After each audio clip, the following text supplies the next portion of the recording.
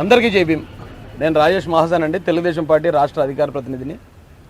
ప్రవీణ్ పగడాల్ గారి ఇన్సిడెంట్ జరిగిన తర్వాత నిన్న సాయంత్రం ఆయన అంత్యక్రియలు జరిగాయి. అంత్యక్రియలు జరిగే వరకు మేమంతా చాలా బాధ్యతగా వ్యవహరించాం. ఎక్కడ ప్రజలు ఆందోళన చెందకుండా, ప్రజలను రెచ్చగొట్టకుండా, మా చేతనైనంత వరకు శాంతి భద్రతల సమస్యలు రాకుండానే ఇది 90% చూస్తుంటే, పరిస్థితులు చూస్తుంటే యాక్సిడెంట్గా ఉన్న ఎవరు ఆందోళన చెందకండి. ఆ 10% ఒకవేళ హత్య అయితే కనుక ఖచ్చితంగా దీని గురించి కూలంకుషంగా విచారణ జరిగేదాకా మేము వదలమని మేము ఆల్రెడీ ప్రకటించాం. ప్రభుత్వం కూడా వెంటనే గౌరవ సీఎం గారు, అలాగే గౌరవ లోకేష్ గారు, గౌరవ హోంమంత్రి వంగలపూడి అనిత గారు దీని మీద స్పందించి పోలీసు వారికి కూడా స్ట్రిక్ట్ ఇన్స్ట్రక్షన్లు ఇమీడియట్గా దీని వెనక ఎవరున్నారో తీసుకురమ్మని వారు ఇవ్వటం. ఈ ఆంధ్ర తెలంగాణ రాష్ట్రాల క్రైస్తవ సమాజం తరపున వారి ముగ్గురు కూడా హృదయపూర్వక ధన్యవాదాలు తెలియజేస్తున్నాను.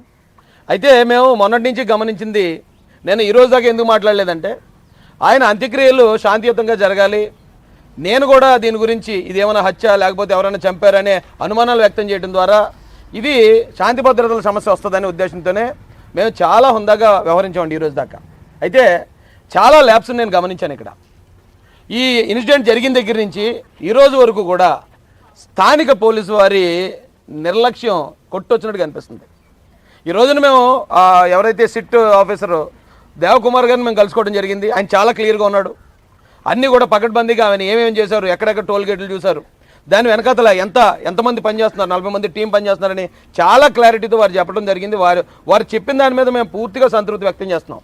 కానీ ఈ 2 రోజుల పాటు అక్కడ లోకల్ పోలీసు వారు చేసింది మాత్రం చాలా తీవ్ర నిరుత్సాహానికి గురి చేసిందండి మాకు. ఎందుకంటే అది ఇన్సిడెంట్ జరిగిందని తెలిసింది, ఓ డెడ్ బాడీ ఉందని కనుక్కున్నారు.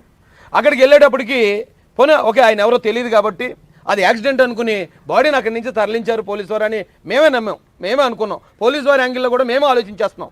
మిమ్మల్ని మేము ఇప్పటిదాకా విమర్శించలేదు.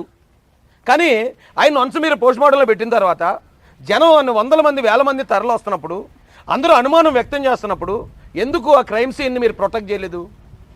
ఎందుకు ఆ క్రైమ్ సీన్ దగ్గర ఒకవేళ ఇదేమన్నా హత్య అయి ఉండొచ్చేమో అనే అనుమానం అక్కడ స్థానిక పోలీసుకి ఎందుకు కలగలేదు?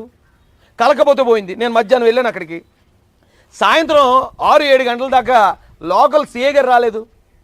లోకల్ సీఏ గారికి నేను ఫోన్ చేస్తే, ఏమంటే ఇది యాక్సిడెంట్లో కనిపిస్తుందండి అన్నారు. ఓకే, పోనీ ఏంటంటే ఆధారాలు ఇవ్వండి అంటే, మేము కుటుంబ సభ్యులకు చూపిస్తామని చాలా నిర్లక్ష్యంగా సమాధానం చెప్పారు. ఆ సీఏ గారు ఎవరైతే ఉన్నారో, ఏదో గౌరయ్య గారు, ఏదో ఆయన పేరు గౌడ్ గారు. ఏమంటే ఇది 2 రాష్ట్రాల క్రైస్తవుల సమస్య, లక్షలాది మంది దీని మీద ఇంత ఆందోళన చెందుతూ ఉంటే మేము ఓన్లీ ఫ్యామిలీకి మాత్రం చెప్తామని రూల్స్ మాట్లాడారంటే అది పక్కా నిర్లక్ష్యం. ఈ కేసు యొక్క తీవ్రత కానీ, ఈ కేసు యొక్క సున్నితత్వం కానీ ఏమాత్రం తెలియని పోలీసులు ఆ రోజున అక్కడ డ్యూటీ చేశారు. సాయంత్రంకి వచ్చేటప్పటికి ఇది ఇగో 2 ఫుటేజ్ చూపించారు మాకు. ఓకే, అది ఆయన కొవ్వూరు టోల్ గేట్ దాటాడు అన్నారు. చూశాను, కరెక్టే. కొవ్వూరు టోల్ గేట్కి ఇన్సిడెంట్ జరిగిన ప్లేస్కి 10 కిలోమీటర్లు ఉంది ఎగ్జాక్ట్. ఆయన బండి మీద 60లో వస్తే ఖచ్చితంగా 10 నిమిషాలుగా అక్కడికి వచ్చేస్తారు, అది కరెక్టే. ఆ 10 నిమిషాల తర్వాత అక్కడ యాక్సిడెంట్ 11:42కి సీసీ రికార్డ్ అయింది, బండి పక్కకి వెళ్ళిపోయినట్టు. సో దారిలో ఏమీ జరగలేదని నమ్మాం మేము. పోలీసు వారు కూడా ఇదిగో ధూళి రేగిందండి, ఇది యాక్సిడెంట్ అండి అన్నారు, అది నమ్మాం. నమ్మిన తర్వాత ఎవరు ఆందోళన పడకండి, ఇది చూడడానికి అలాగుంది, ఇంకా ఎంక్వైరీ జరుగుతుందని ప్రజలందరినీ శాంతపరిచాం మేము. మీకు ఏమైనా ఆటంకం కలిగించామా? డెడ్ బాడీ మీరు ఏదన్నా ఇక్కడ తేల్చేదాకా డెడ్ బాడీ కదలదని మేము ఏమన్నా పోలీసు వారి విధులకు ఆటంకం కలిగించామా? మీరు ఏం చెప్తే అదే విన్నాం, ఏం చెప్తే అదే నమ్మాం. ఇప్పుడు ఎన్ని రోజులు అయింది? ఏమంటే ఇక్కడి నుంచి ఇక్కడ ఈ ప్రాంతంలో పనిచేసిన కొంతమంది పోలీసులను ఇమ్మీడియట్గా సస్పెండ్ చేయాల్సి ఉంది. మొట్టమొదట సీఏ గారిని సస్పెండ్ చేయాలి. రెండోది, ఇక్కడ నుంచి ఇది యాక్సిడెంట్ అని చెప్పి గౌరవ నారా లోకేష్ గారికి ఎవరు ఇన్ఫర్మేషన్ ఇచ్చారు, ఎవరు ఇచ్చారో వాళ్ళు ఇమ్మీడియట్గా సస్పెండ్ చేయాలి. ఎందుకంటే నిన్న ఎస్పీ గారు ఆయన ప్రెస్ మీట్ పెట్టినప్పుడు ఇది ఇంకా యాక్సిడెంట్ అని మేము కన్ఫర్మ్ చేయలేదు, అనుమానాస్పద మృతాన్ని మేము ఎంక్వైరీ చేస్తాం అన్నారు. మీరు అనుమానాస్పద మృతాన్ని ఎంక్వైరీ చేస్తాం అన్నమాట మాకెందుకు చెప్పలేదు? లోకేష్ గారికి ఎందుకు చెప్పలేదు? లోకేష్ గారికి చెప్పకపోవడం వల్ల ఆయన ప్రాథమిక విచారణ అనంతరం పోలీసు వారు చెప్పిన దాని ప్రకారం రోడ్డు ప్రమాదం అని ట్వీట్ చేశాడు. ట్వీట్ చేస్తే ఇప్పుడు ప్రతి అడ్డమైనోడు వచ్చి లోకేష్ గారు ఎలా చెప్పేస్తారు, అది రోడ్డు ప్రమాదం అని ఎలా చెప్పేస్తారని చెప్పి ఆయన్ని విమర్శిస్తున్నారు. డబుల్ గేమ్ ఆడుతున్నారా? అక్కడ ఒక మాట చెప్పి ఇక్కడ ఒక మాట చెప్పడానికి, లేదా గవర్నమెంట్ని ఉద్దేశపూర్వకంగా మీరు బ్యాట్ చేద్దామని ట్రై చేస్తున్నారా? ఆ పోలీస్ అధికారులను అడుగుతున్నాను నేను, ఎవరు చెప్పారు ఇది యాక్సిడెంట్ అని? అక్కడ యాక్సిడెంట్ అని చెప్పిన తర్వాత మీరు ప్రెస్ మీట్ పెట్టి ఇప్పుడు దాకా ఇది యాక్సిడెంట్ అని ఎందుకు ఆధారాలు చూపించలేదు? అక్కడ ఏదైతే కొవ్వూరు టోల్ గేట్ ఉందో ఆ టోల్ గేట్ దగ్గరకు వచ్చేటప్పటికి ఆయన అటు ఇటు నడుస్తున్నాడు, అటు ఇటు ఊగుతుంది. అంతకుముందు ఏదో జరిగిందని అనుమానం వ్యక్తం చేస్తున్నప్పుడు ఇన్ని రోజులు పట్టిందా మీకు కొవ్వూరు టోల్గేట్ నుంచి అనంతపల్లి టోల్గేట్ దాకా ఉన్న ఆ సీసీ కెమెరాలు రిలీజ్ చేయడానికి? అనంతపల్లి టోల్గేట్ దగ్గర ఇతను అలాగే వచ్చాడా? ఆ బ్లింకర్ వెలుగుతుందా, హెడ్లైట్ వెలుగుతుందా, అది బయటపడడానికి ఏమైందా మీకు? మీరు చెప్పిన మాట మేమేమో యాక్సిడెంట్ అయి ఉంటుందనేమో మేము మాట్లాడితే ఈ రోజున మమ్మల్ని ఏదో చేస్తారా మీరు? గన్నవరం దగ్గరే బ్లింకర్ వేసుకుని వస్తున్నారు అన్నట్టు అధికారులు చెప్తున్నారు. ఆ ఫుటేజ్ ఎందుకు రిలీజ్ చేయరు? ఇది యాక్సిడెంట్ అయితే ఎప్పుడైతే బండి పక్కకి వెళ్ళిపోయిందో ఆ తర్వాత ఉన్న ఫుటేజ్ ఎందుకు రిలీజ్ చేయలేదు? మీరు యాక్సిడెంట్ అయితే క్లియర్గా రిలీజ్ చేయండి. లేదు ఇది హత్య అని మీకు అనుమానం ఉందా, హత్యను ప్రకటించి అంత సీక్రెట్గా చేయండి. మీరు హత్య అని చెప్తే మేము అవన్నీ రిలీజ్ చేయమని అడగం, ఎందుకంటే మీకు కొన్ని రూల్స్ ఉంటాయి. మీరు యాక్సిడెంట్ అని చెప్పినప్పుడు అది రిలీజ్ చేయకుండా దాచుకుని ఏం చేద్దామని. ఈ రాష్ట్రంలో ఇప్పటికే ఈ ఓటీటీలు వచ్చిన తర్వాత ప్రతి ఒక్కడు మలయాళం క్రైమ్ సినిమాలు చూసేటు, ఆ సినిమాలు చూసి ప్రతి ఒక్కడు అనాలిసిసే. అక్కడేమైంది, ఇక్కడేమైంది, ఇది ఇలా జరుగుంటుంది, అలా జరుగుంటుంది. ఈ లోపు హిందువులు, ముస్లింలు, క్రైస్తవులు కొట్టుకు చచ్చేదాకా ఈ విషయానికి ఒక కన్క్లూజన్ ఇవ్వరా? ఏం చేస్తున్నారో నాకు అర్థం కాదు. ఇది కావాలని ఇంటెన్షనల్గా ఈ గవర్నమెంట్ని మమ్మల్ని బ్యాట్ చేయాలని ప్రయత్నిస్తున్నారు. నేను ఇది ఒక పాస్టర్ గారు అని చెప్పి వచ్చానండి. పాస్టర్ మీద నాకు గౌరవం. ఆయన ఎలా చనిపోయారంటే ఏమో వెనకాల ఏమన్నా కాన్స్పిరసీ ఉందేమో, లేదా నిజంగా యాక్సిడెంట్లో చనిపోయారేమో. నాకు చెప్పడం అయితే యాక్సిడెంట్ అని చెప్పారు. కానీ అక్కడికి వచ్చి చూసిన తర్వాత అందరూ అనుమానాలకి తావిచ్చేలా ఉంది కదా పరిస్థితి. ఆ పరిస్థితులు అలా ఎందుకు వచ్చాయి, వీళ్ళ అనుమానాలు ఏమేమి వ్యక్తం చేస్తున్నారు, దానికి ఈ పార్టీకే క్లారిటీ ఇవ్వాలి కదా. అంటే దీన్ని ఇంకా ప్రతిపక్ష పార్టీలో లేకపోతే కేంద్రంలో ఉన్న పార్టీలో ఇవన్నీ వచ్చి ధర్నాలు రాస్తారోకలు చేసి ఈ మత గొడవలు జరిగేదాకా కళ్ళప్పకించి చూస్తారా? ఎవరైతే ఈ బాధ్యులు అధికారులు ఉన్నారో వీళ్ళందరినీ ఇమ్మీడియట్గా సస్పెండ్ చేయాల్సిందిగా తూర్పుగోదావరి జిల్లా ఎస్పీ గారిని మేము డిమాండ్ చేస్తున్నాం. వీళ్ళు అర్జెంట్గా సస్పెండ్ చేయండి. వీళ్ళు ఒకవేళ ఇప్పటిదాకా ఏదైతే సీఏ గారు కానీ ఈ తప్పుడు ఇన్ఫర్మేషన్ ఇచ్చిన వాళ్ళు కానీ ఎవరైతే ఉన్నారో వాళ్ళు ఈ ఎంక్వైరీలు ఉంటే ఖచ్చితంగా ఎంక్వైరీ తప్పుదో పడుతుంది. మీరు చెప్పింది మేము నమ్మం. అది యాక్సిడెంట్ అయితే సీసీ ఫుటేజ్ వెంటనే మీరు రిలీజ్, ఎందుకంటే ఇది ఎంత గొడవ అవ్వదు. ఎప్పుడో పొద్దున్న మీరు కనిపెట్టారు పోలీసులు డెడ్ బాడీని, ఆ డెడ్ బాడీని తీసుకుని వెళ్ళారు.